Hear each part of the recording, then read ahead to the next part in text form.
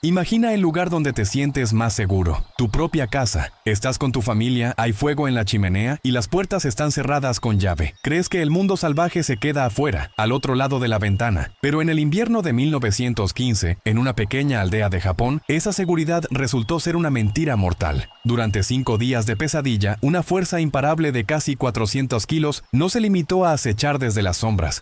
Esta bestia derribó las paredes, entró en las habitaciones y cazó a los humanos, uno por uno, dentro de sus propios refugios. Lo que sucedió allí fue tan brutal que la policía no lo clasificó como un ataque animal, sino como una masacre. Esta no es una historia sobre perderse en el bosque. Es la crónica forense de Kesagake, el gigante que convirtió un pueblo entero en su matadero personal y borró una comunidad del mapa para siempre. Imaginen por un momento el lugar más inhospitalario de la Tierra. No es el desierto, ni la selva amazónica. Es el norte de Japón, en la isla de Hokkaido, durante el invierno de 1915. Aquí el frío no solo se siente, el frío muerde, desgarra y penetra hasta los huesos. El viento aúlla entre los árboles desnudos como un lamento constante, advirtiendo a cualquier ser vivo que este no es un lugar para los débiles de corazón. En este escenario desolado, donde la nieve se apila por metros cubriendo todo rastro de civilización, se encuentra el pequeño asentamiento de Sankebetsu Rokusensawa. Era un lugar de pioneros, gente ruda que intentaba domar una tierra salvaje, viviendo en humildes casas de madera, creyendo ingenuamente que las paredes delgadas y el fuego de la chimenea eran suficientes para mantener a raya los peligros del bosque. Pero la naturaleza, amigos míos, tiene una forma cruel de recordarnos quién manda realmente. Mientras los aldeanos se acurrucaban buscando calor, algo se agitaba en la oscuridad del bosque profundo. Algo que nunca debió haber despertado tan pronto.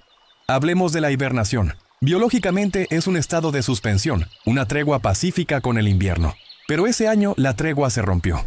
Un oso pardo del Ussuri, una subespecie conocida por su agresividad y tamaño descomunal, abrió los ojos mucho antes de la primavera. No despertó por el sol, sino por un dolor punzante, visceral, el hambre. Y no hablo de un simple apetito, hablo de una inanición voraz que nubla la mente y convierte al instinto en una máquina de matar. Este no era un oso promedio. Los lugareños, entre susurros llenos de pavor, llegarían a llamarlo Kesagake. ¿La razón? Una mancha distintiva de pelaje más claro que cruzaba su pecho en diagonal, similar a la túnica kesa que usan los monjes budistas. Pero no se dejen engañar por el nombre casi sagrado. Este animal era la antítesis de la santidad. Era un gigante titánico, una masa de músculo y furia de casi 3 metros de altura cuando se alzaba sobre sus patas traseras, y con un peso que oscilaba entre los 340 y los 380 kilogramos. Imaginen el peso de un piano de cola, pero con garras del tamaño de cuchillos de carnicero y una mandíbula capaz de triturar cráneos como si fueran cáscaras de nuez. Al despertar prematuramente, Kesagake se encontró con un bosque estéril. La nieve lo cubría todo. No había brotes, no había presas fáciles. La desesperación comenzó a bombear adrenalina en su sistema. La ley de la selva es clara en estos casos: comer o morir. Y Kesagake eligió comer. Su olfato, miles de veces más potente que el de cualquier sabueso, captó algo en el aire gélido. No era olor a ciervo ni a salmón. Era un olor extraño, mezclado con humo y comida procesada. Era el olor de los humanos. Los colonos de Sankebetsu vivían bajo una ilusión fatal. Creían que estaban seguros dentro de sus casas de madera, protegidos por la civilización y sus herramientas. Pensaban que el invierno era su único enemigo. Estaban equivocados, terriblemente equivocados. Mientras ellos dormían, la muerte, revestida de pelaje negro y con un aliento que olía a sangre vieja, comenzaba a descender de la montaña, paso a paso, rompiendo la nieve con un propósito escalofriante. La pesadilla estaba a punto de llamar a su puerta y no iba a pedir permiso para entrar. El viento lleva el olor del maíz seco desde una granja cercana.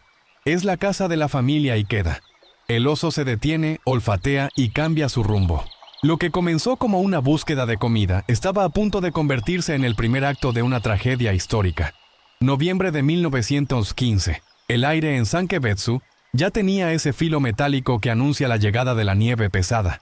Pero la vida en la granja de la familia Ikeda intentaba mantener su rutina. Imaginen el sonido seco de las hojas muertas siendo arrastradas por el viento y el relincho nervioso de los caballos en el establo. Los animales siempre lo saben primero, ¿verdad? Tienen ese sexto sentido, esa conexión atávica con el peligro que nosotros, en nuestra arrogancia humana, hemos perdido. Esa tarde, el caballo de los Ikeda no dejaba de cocear. con los ojos desorbitados, mirando fijamente hacia el linde del bosque.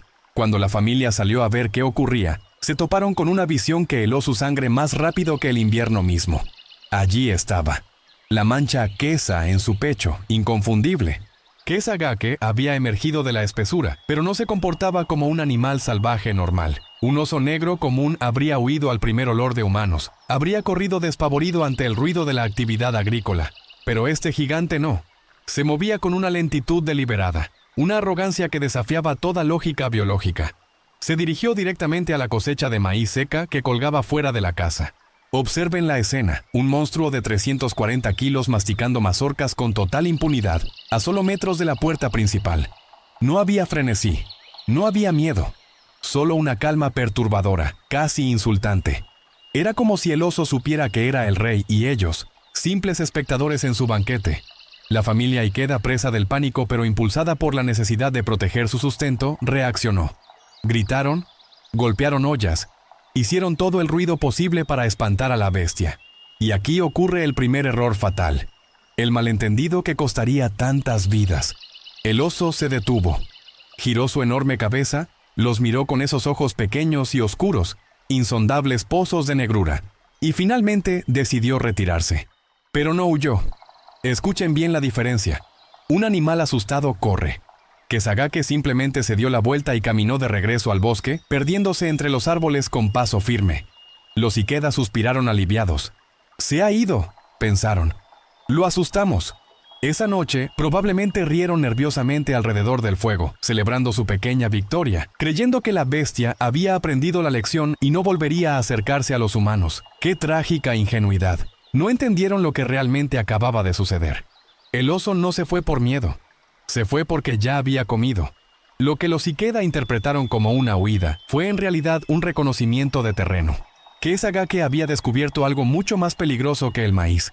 Había descubierto que los humanos eran ruidosos. Sí, pero físicamente inofensivos. Había cruzado una línea invisible. Esa tarde la granja dejó de ser un hogar para convertirse en una despensa. El primer aviso había sido entregado, pero nadie supo leer la letra pequeña. La familia Ikeda reforzó mínimamente sus ventanas, pensando que eso bastaría.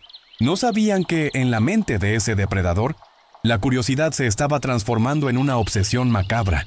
Y mientras la nieve comenzaba a cubrir sus huellas, el destino ya había marcado el siguiente objetivo, y esta vez, el maíz no sería suficiente para saciar su hambre. Días después, el 9 de diciembre, el oso regresa, pero esta vez ignora los almacenes de comida. Se dirige a la casa de la familia Ota.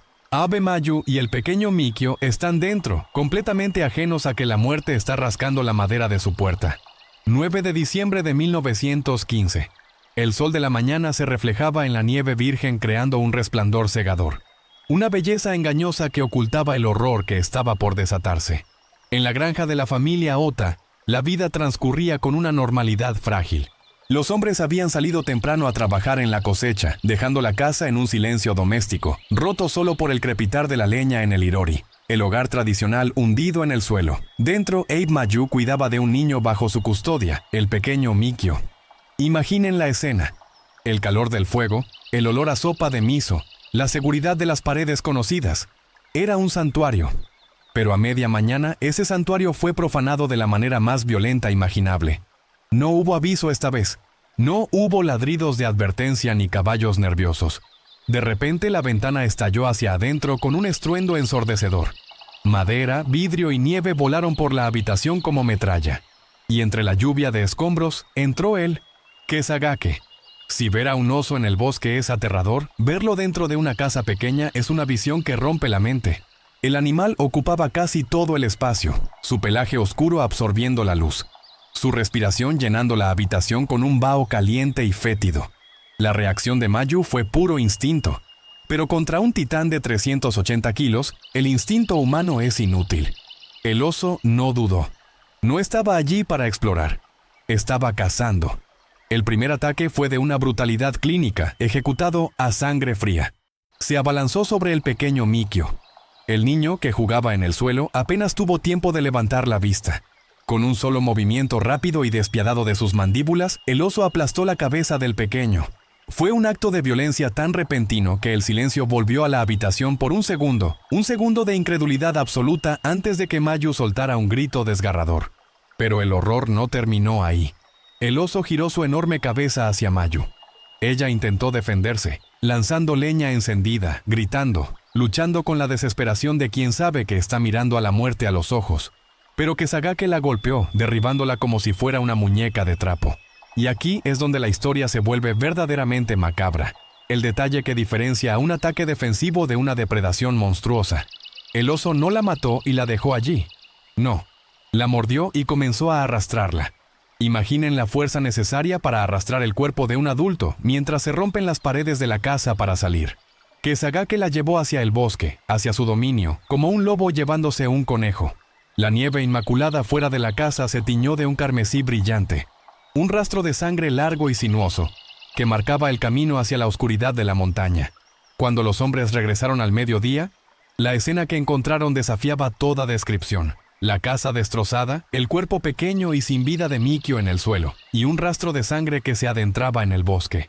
No era solo una tragedia, era un mensaje. El depredador había cruzado la última frontera. Ya no nos veía como una amenaza ni como una curiosidad. Nos veía simple y llanamente como comida. La atmósfera en Sankebetsu cambió instantáneamente. El miedo se convirtió en un ente físico, pesado y asfixiante. La ley de la selva había invadido la civilización. La ira y el dolor movilizan a la aldea.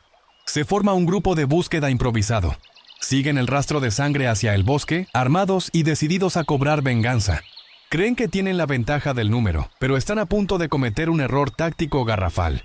Subestimar la resistencia de un oso herido. La mañana del 10 de diciembre, la aldea de Sankebetsu ya no era un asentamiento agrícola.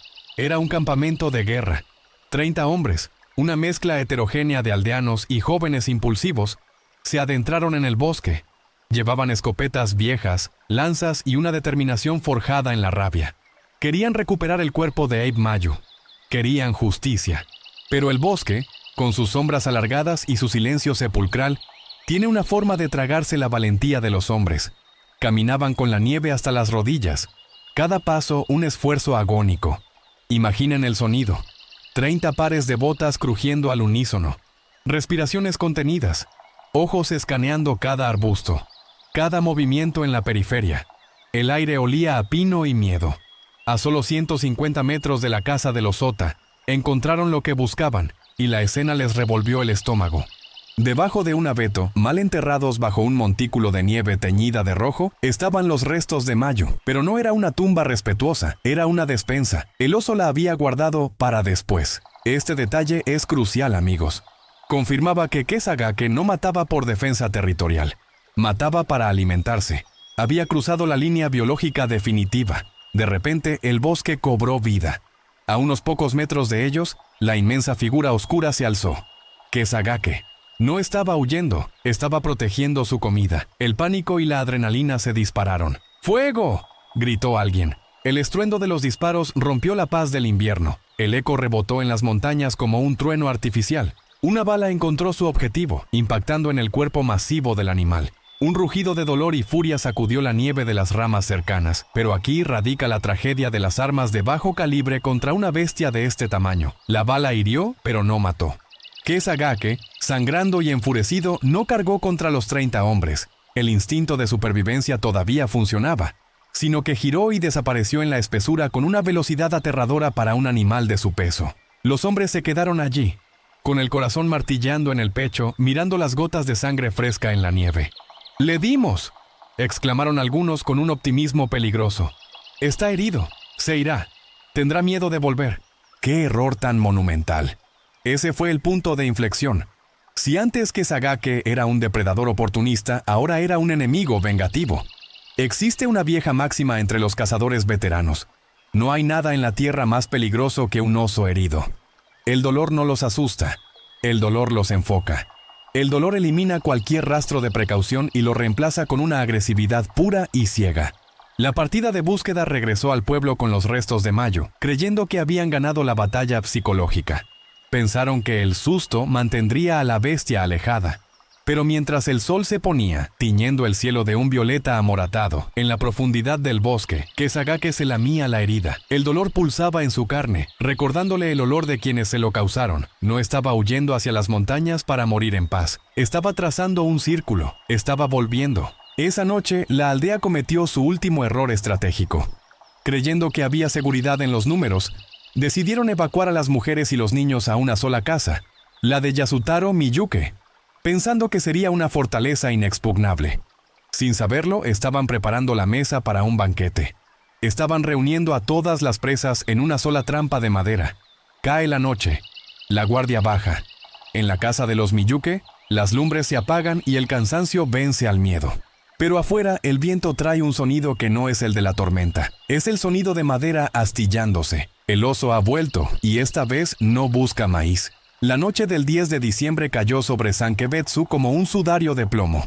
En la casa de Yasutaro Miyuke, el aire estaba viciado, cargado con el olor a humo de leña, sudor frío y miedo concentrado. Había una falsa sensación de seguridad en el ambiente. Las familias de la aldea se habían aglomerado allí, creyendo en la vieja lógica humana. Hay seguridad en los números. Las mujeres y los niños dormían inquietos bajo mantas pesadas. Los guardias, agotados, patrullaban afuera. Pero las matemáticas no aplican cuando te enfrentas a una fuerza de la naturaleza. Eran aproximadamente las 8:30 de la noche. El silencio se rompió no con un aviso, sino con un estruendo catastrófico. No fue un rasguño en la puerta, fue una demolición. Kesagake no buscó una entrada, él creó una entrada. Con la fuerza de un tren de carga, el oso embistió la pared de la casa. La madera crujió y estalló en 1000 astillas, y de repente, el frío glacial de la noche invadió la calidez del hogar. Y con el frío entró la bestia. El caos que siguió fue instantáneo y absoluto. Imaginen el pánico. Gritos que desgarran la garganta. Figuras corriendo en todas direcciones buscando una salida que ya no existía. En la confusión, la olla de sopa que hervía en el fuego central fue volcada. Las brasas se dispersaron y las lámparas de aceite cayeron al suelo. La luz se apagó. Ahora imaginen esto. Están encerrados en una habitación pequeña, a oscuras, con un depredador de 3 metros que está furioso, herido y hambriento. Los únicos sonidos son los gruñidos guturales del animal, el crujido de los huesos y los gritos ahogados de las víctimas. El ataque no fue el de un animal asustado que busca huir. Fue sistemático. Kesagake se movía en la oscuridad con una precisión letal. Sus garras, largas como dagas, barrían el aire, encontrando carne blanda en cada golpe. Yayo, la esposa de Miyuke, intentó escapar por la puerta trasera, pero fue interceptada. En la oscuridad, el oso era dueño y señor. Los guardias afuera intentaron disparar, pero ¿a qué le disparas? A las sombras. Disparar hacia la casa significaba arriesgarse a matar a sus propias familias. Estaban paralizados, impotentes, escuchando la masacre que ocurría a solo unos metros de distancia, separados por una pared delgada que ya no servía de nada. Dentro, la escena era dantesca. El olor a sangre fresca saturó el aire en segundos, mezclándose con el olor almizclado y penetrante del oso. Era el infierno en la tierra. El oso atacaba a todo lo que se movía, lanzando cuerpos por el aire como si fueran muñecos de trapo. No había distinción, no había piedad.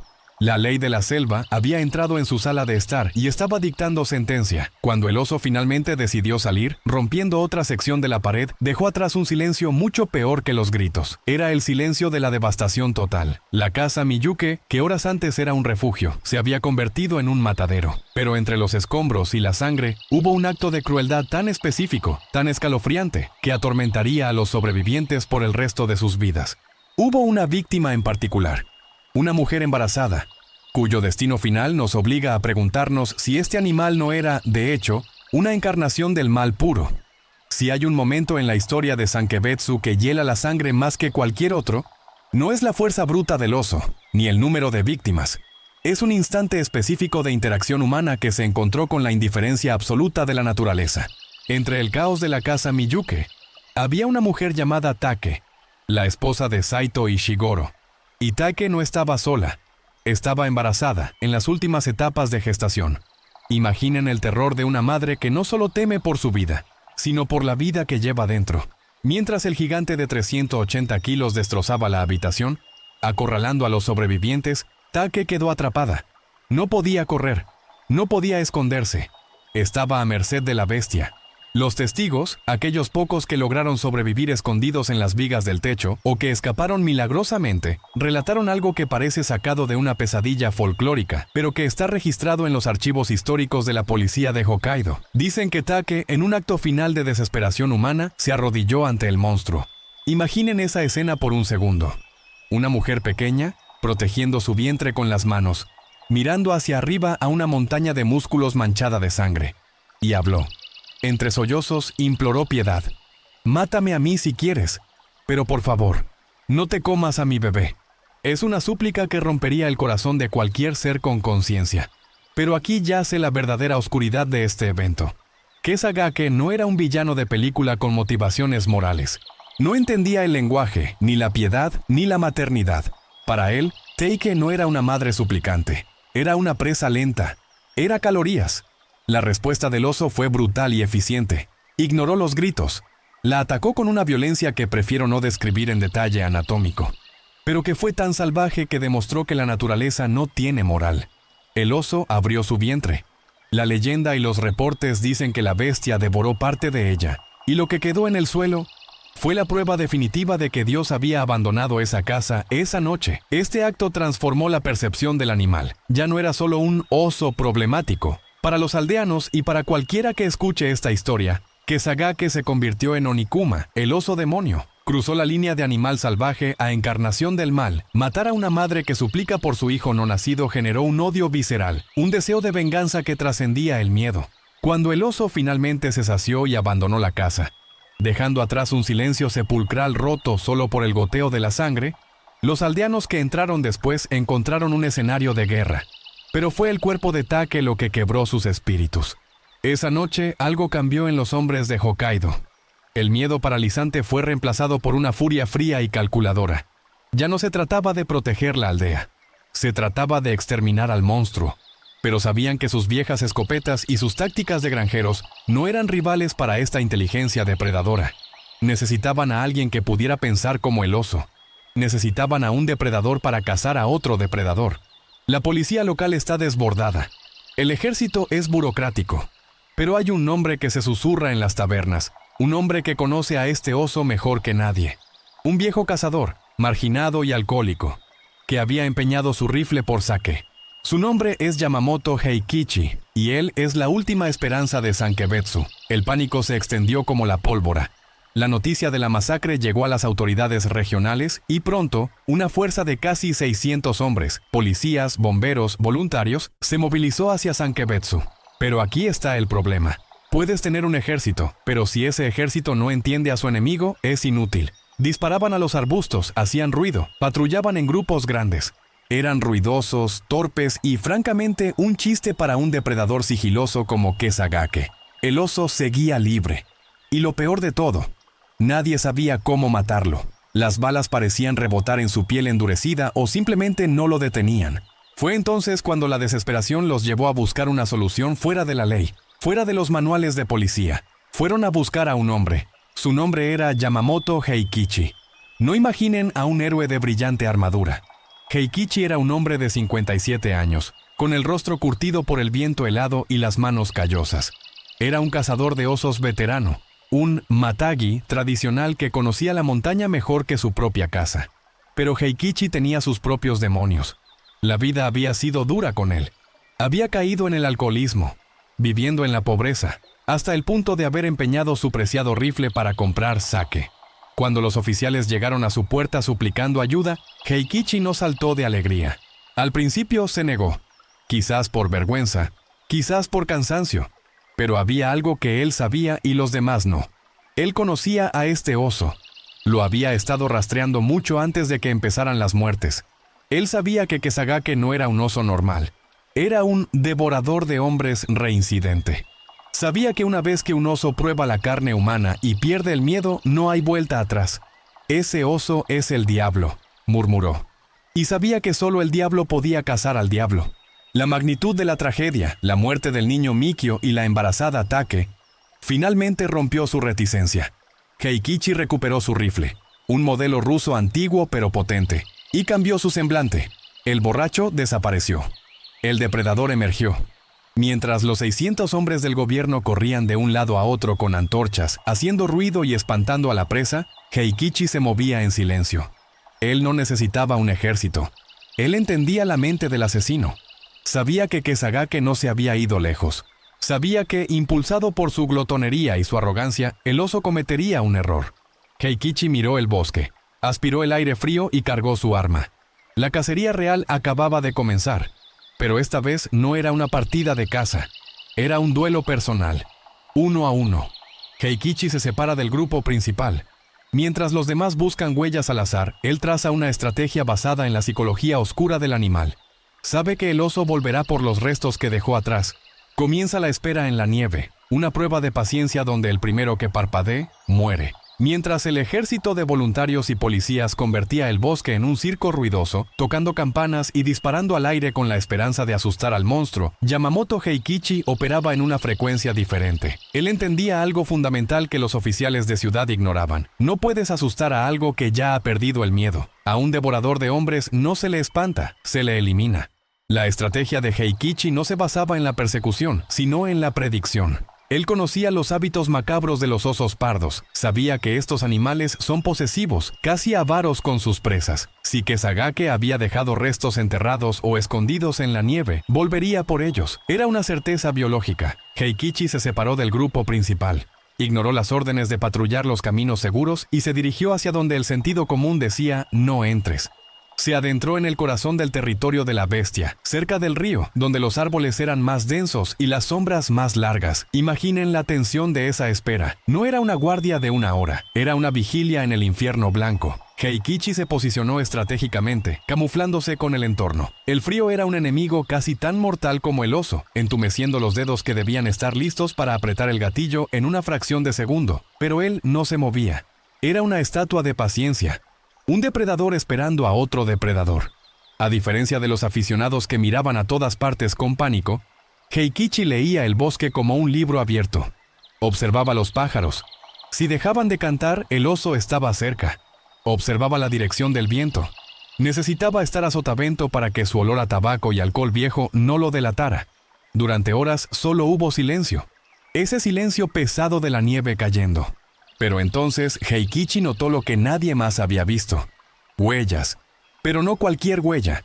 Eran marcas frescas, profundas y colosales que se dirigían hacia un grupo de robles cerca de la orilla del río.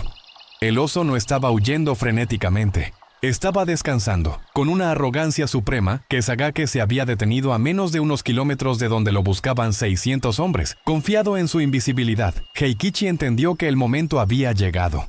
No llamó a los refuerzos, el ruido lo arruinaría todo. Hizo una señal a un pequeño grupo de cazadores selectos que lo acompañaban. «Está ahí», susurró, señalando una mancha oscura e inmóvil contra la blancura de la nieve. A simple vista parecía una roca o un tronco caído, pero las rocas no respiran. La diferencia entre la vida y la muerte se redujo a unos pocos metros y a la estabilidad de un pulso. El cazador alcohólico, el hombre que muchos habían descartado como un fracasado, era ahora la única barrera entre la humanidad y el monstruo. Respiró hondo, exhalando una nube de vapor, y levantó su viejo rifle ruso. La estrategia había funcionado. Había llevado la pelea a sus propios términos. Es el 14 de diciembre. El cielo está gris, prometiendo una tormenta. Heikichi se acerca sigilosamente. Está a solo 20 metros de la bestia dormida. Levanta el arma. El oso, sintiendo algo en el aire, comienza a levantar la cabeza. Es ahora o nunca. El duelo final está a punto de decidirse en un estallido de pólvora. 14 de diciembre de 1915. El reloj marcaba cerca de las 10:00 de la mañana. Pero bajo el dosel del bosque, la luz era tenue, filtrada por nubes grises que presagiaban una tormenta inminente. Yamamoto Heikichi, el viejo cazador, estaba ahora a solo 20 metros de la bestia. 20 metros. Es una distancia absurda. Es la longitud de un autobús escolar y medio. A esa distancia, si fallas el primer tiro, no tienes tiempo para recargar. Si fallas, estás muerto antes de que el casquillo toque la nieve. Kesagake descansaba junto a un enorme roble japonés. Incluso dormido, emanaba una amenaza palpable. Pero la naturaleza tiene una forma curiosa de proteger a sus monstruos. Justo cuando Heikichi levantaba el cañón, una rama seca crujió. O tal vez el viento cambió de dirección, llevando el olor del hombre hacia el animal. El oso abrió los ojos. No hubo transición lenta hacia la vigilia. Kesagake pasó de estar inmóvil a estar en alerta máxima en un parpadeo. Comenzó a levantarse. Y fue en ese instante, en esa fracción de segundo donde el oso estaba vulnerable, luchando contra la gravedad para alzar sus 380 kilos, que Heikichi apretó el gatillo. El estruendo del rifle ruso rompió el silencio del invierno como un cañonazo. La bala voló recta y certera, impactando justo en el costado del animal, perforando el corazón. Cualquier otro ser vivo habría caído fulminado al instante, pero Kesagake era una fuerza de la naturaleza. En lugar de desplomarse, el oso rugió. Un sonido gutural lleno de sangre y furia, y se puso de pie sobre sus patas traseras. Se alzó en toda su estatura, casi 3 metros de pesadilla, bloqueando el horizonte. A pesar de tener el corazón destrozado, su cerebro solo tenía una orden: matar al atacante. Dio un paso hacia Heikichi. Imaginen el temple de acero necesario para no correr en ese momento. Heikichi no retrocedió. Con la frialdad de un cirujano, accionó el cerrojo de su rifle. Clac, clac. Expulsó el casquillo humeante. Cargó la siguiente bala y apuntó de nuevo, esta vez a la cabeza. El segundo disparo sonó seco y definitivo. La bala impactó en el cráneo de Kesagake. La luz en los ojos de la bestia se apagó instantáneamente. El gigante se desplomó hacia adelante, golpeando la tierra con un peso sordo y pesado que hizo vibrar el suelo bajo las botas de los cazadores. Se hizo el silencio. Un silencio absoluto, casi reverencial. Heikichi bajó el arma, exhalando una nube de vapor. Nadie se atrevió a acercarse durante unos segundos, temiendo que el demonio se levantara una vez más, pero la sangre oscura comenzó a manchar la nieve inmaculada, expandiéndose como una mancha de tinta. El reinado del terror había terminado. Y entonces sucedió algo que los lugareños recordarían para siempre, dándole un tinte casi sobrenatural al evento. Justo en el momento en que el oso murió, el cielo se abrió. Una tormenta de nieve brutal. Una ventisca repentina y violenta descendió sobre el bosque. Los aldeanos supersticiosos dijeron que era el cielo llorando de alivio, o tal vez la montaña enfurecida por la muerte de su rey. El viento aullaba, borrando las huellas de la batalla, como si la naturaleza quisiera limpiar el escenario del crimen lo más rápido posible. Arrastraron el cuerpo masivo de vuelta al pueblo a través de la tormenta, una procesión fúnebre y victoriosa a la vez. Habían matado al monstruo, sí. Pero la verdadera revelación del horror, la prueba física de sus crímenes, estaba a punto de ser descubierta en su interior. El cuerpo de Kesagake es llevado a la aldea para ser examinado. Lo que encuentran al abrirlo confirma las peores pesadillas de todos, pero aunque el oso está muerto, el daño ya está hecho. Sankebetsu nunca se recuperará. La victoria humana es pírrica. La naturaleza ha reclamado este territorio para siempre. La tormenta que se desató tras la muerte de Kesagake no fue solo meteorológica, fue un presagio. Cuando la calma regresó y los hombres arrastraron el cadáver de la bestia hasta la aldea, la curiosidad morbosa se apoderó de todos. Necesitaban ver, necesitaban saber. El cuerpo fue medido. 2.7 metros de altura y 340 kilogramos de peso, aunque algunos registros sugieren que, bien alimentado, podría haber alcanzado los 380. Era una montaña de carne. Pero la verdadera historia de terror no estaba en sus medidas externas, sino en su interior. Se realizó una autopsia, un procedimiento crudo bajo la luz de las linternas. Cuando abrieron el estómago del animal, el silencio que cayó sobre los presentes fue más pesado que la nieve afuera. No encontraron solo restos de animales o vegetación. Encontraron trozos de tela de kimono teñidos de rojo. Encontraron fragmentos de hueso que innegablemente pertenecían a seres humanos. Fue la confirmación final. La prueba física y repugnante de que sus seres queridos, Mayu, el pequeño Mikio, la embarazada Take, habían sido consumidos. No hubo entierros dignos para ellos. Su tumba había sido el vientre de la bestia. La muerte de Kesagake debería haber traído paz. Debería haber sido el momento de reconstruir, de celebrar la victoria del hombre sobre la naturaleza salvaje. Pero el trauma tiene raíces profundas y el miedo, una vez sembrado, es difícil de arrancar. La aldea de Rokusenzawa no sobrevivió. Imaginen vivir en esa casa reparada. Cada vez que el viento golpeaba la madera, los sobrevivientes saltaban de sus camas. Cada sombra en el bosque parecía tener la forma de un oso. El espíritu de la comunidad se había roto. Una a una, las familias comenzaron a empacar sus pocas pertenencias. No importaba la tierra fértil, no importaba el esfuerzo invertido. El precio a pagar era demasiado alto. En pocos años, el asentamiento que tanto costó construir quedó desierto. Las casas de madera, abandonadas, comenzaron a pudrirse, vencidas por la humedad y el abandono. El techo de la casa Miyuke colapsó. La vegetación, agresiva y constante, comenzó a tragar los caminos, borrando las huellas de la civilización. Hoy, si visitan el lugar del incidente de Sankebetsu, encontrarán una reconstrucción turística, una estatua y letreros informativos. Pero el pueblo real, la vida humana vibrante que existió allí, desapareció. Al final, Yamamoto Heikichi mató al oso. Pero el oso mató al pueblo. Es una conclusión amarga, pero necesaria. Pensamos que conquistamos la naturaleza con nuestras armas y nuestras casas. Pero en Rokusen-sawa, la naturaleza recuperó lo que era suyo. Expulsó a los invasores no con un ejército, sino con un solo agente del caos. El viento que hoy sopla entre los árboles de Hokkaido ya no lleva olor a humo de chimenea ni risas de niños, solo lleva el silencio de la victoria salvaje. La naturaleza ganó. Ella nos expulsó de allí. Al final, la nieve de Hokkaido cubrió la sangre y el tiempo borró las casas, pero la cicatriz que dejó Kesagake permanece abierta. Esta historia nos obliga a enfrentar una verdad incómoda. Nuestra tecnología, nuestras armas y nuestras paredes nos han dado una falsa sensación de superioridad. Creemos que somos los dueños del planeta, los depredadores alfa. Pero incidentes como el de Sankebetsu nos recuerdan que, bajo las circunstancias correctas, solo somos invitados frágiles en un mundo que no controlamos. Este oso no actuó como un simple animal movido por el instinto. Mostró memoria, rencor y estrategia. Cazó a quienes lo hirieron y esperó el momento exacto para atacar donde más dolía. Y eso nos lleva a la pregunta que ha atormentado a los biólogos durante décadas. ¿Es posible que estemos subestimando drásticamente la inteligencia de estos gigantes? ¿Cuánto más esconde la mente de un depredador cuando se le lleva al límite? La naturaleza no es cruel, ni es amable, simplemente es. Y tiene una fuerza antigua que, cuando decide despertar, no hay muro humano que la detenga. Si esta historia te heló la sangre y te hizo respetar un poco más la oscuridad del bosque, dale al botón de suscribirse. Y ahora quiero leerte a ti en los comentarios. ¿Cuál es el otro monstruo de la vida real, sea el león de Tsavo o el tigre de Champawat, cuya leyenda quieres que investiguemos a fondo? La naturaleza está llena de historias épicas y nosotros apenas estamos arañando la superficie. Hasta la próxima.